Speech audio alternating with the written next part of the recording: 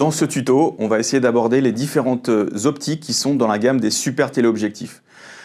Maintenant, sur la gamme Nikkor Z, il y en a plusieurs qui existent. Je les ai ici autour de moi. Ils sont des focales qui sont relativement similaires, des focales imbriquées les unes dans les autres, du fait des zooms qui sont disponibles.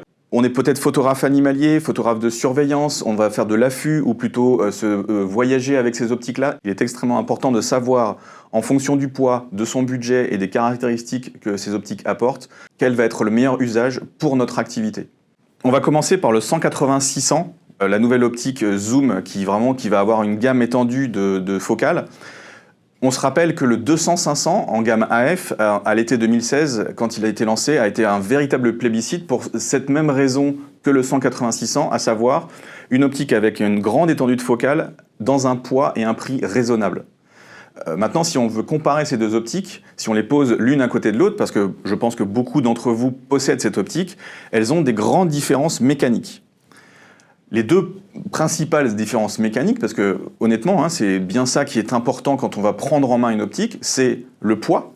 Le poids du 200-500 était véritablement quelque chose de nouveau dans cette gamme-là, mais le 200-500 a déjà un poids de 2,5 kg. 2,5 kg, c'est raisonnable par rapport au gros téléobjectif. En revanche, ça reste un poids relativement important. Le 180-600, lui, il a un poids de moins de 2 kg sans son collier.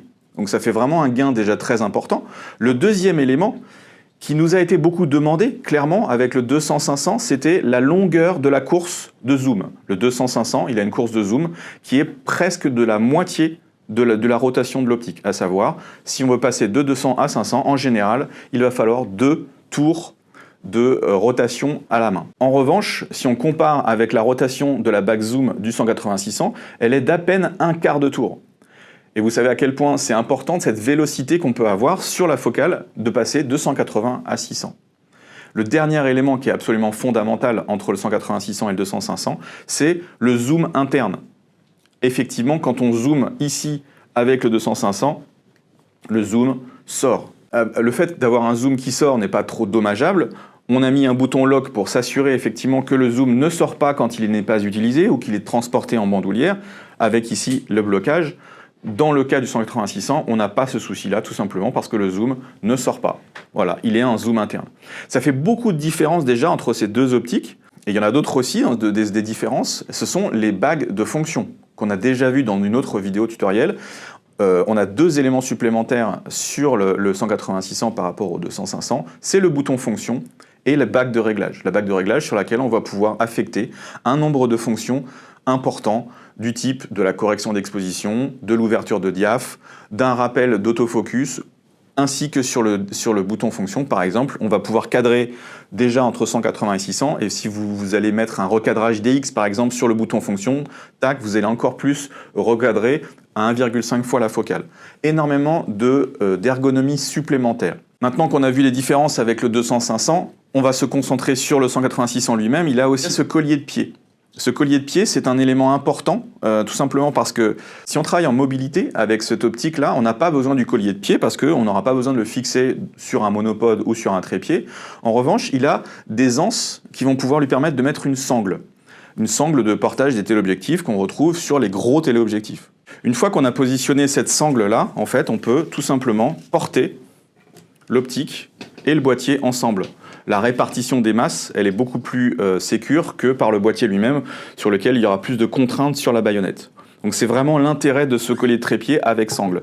Maintenant, si on veut tout enlever parce qu'on veut être au plus léger possible et être à moins de 2 kg, sachant qu'en plus avec un Z8, avec sa définition de capteur, son recadrage DX et sa vélocité, on est sur un kit ici de photographe de longue distance, on va dire, qui est vraiment extrêmement portable.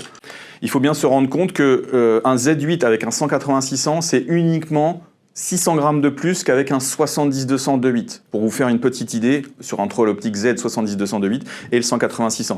Donc c'est vraiment extrêmement portable.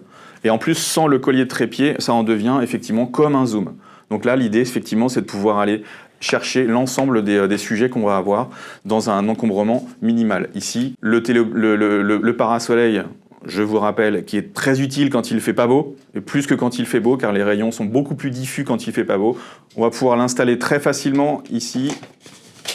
Il a ici ce bouton de blocage de l'objectif Encore une fois, ce qui n'était pas le cas sur le 200-500 qui nous a été demandé. Donc on a vu à quel point le 180-600 dans la gamme actuelle est vraiment l'optique polyvalente par excellence. Il est léger, il est rapide en autofocus, il a une personnalisation avec des bagues et des boutons de fonction qui sont vraiment très très pratiques et avec une portabilité, un poids qui est de moins de 2 kg. Je pourrais donc l'utiliser aussi bien à main levée, dans le sac à dos, à sortir dans n'importe quelle situation, qu'en utilisation en affût avec le collier de trépied. Même sur un trépied vidéo, ça donnera des résultats excellents pour faire des tournages animaliers, de sport, d'action à distance, à très longue distance même. On va aussi aborder le 100-400, le 100-400 4.5-5.6 que vous connaissez probablement très bien aujourd'hui. Ça fait quelques temps qu'il est sorti, il faisait partie des premières optiques téléobjectifs sorties en gamme Z. Il est en version S, ce qui le différencie un petit peu de la partie du 180-600. Il est en gamme S pour différentes raisons. Ses capacités d'ouverture, 4.5-5.6 pour le 100-400, avec en plus des boutons fonction et des bagues supplémentaires. C'est très important que cette ergonomie de bouton fonction, il y a le bouton fonction 2, une bague de plus de réglage sur le 100-400, ainsi que ce bouton DISP dont on a déjà parlé, qui permet d'afficher aussi bien la focale, l'ouverture que la distance de mise au point. Ces éléments-là, en fait, en font une optique qui va être entre sa capacité de focale, qui est de 100 à 400 mm, donc très bien en complément, par exemple, d'un 24-70. Il va pouvoir aller chercher jusqu'à 400 mm. On se rappelle qu'avec les boîtiers haute définition, comme le Z8 et le Z9, on va pouvoir aller chercher un recadrage DX à 20 millions de pixels et encore multiplier la focale par 1,5. Le 100-400 sera donc plus lumineux dans des focales similaires par rapport au 180-600. Donc c'est vrai qu'on va plutôt l'utiliser dans des conditions de prise de vue de reportage un peu plus longue distance, sur de la presse, du mariage, du reportage en général, et pourquoi pas aussi du trek et de l'animalier quand on va vouloir le prendre dans son sac à dos. Et en vidéo, car on a besoin d'une ouverture maximale un petit peu moindre par exemple, ce sera une focale très complémentaire avec le 24-120, et donc on couvrira de 24 à 400 mm avec deux optiques qui seront de très haute qualité.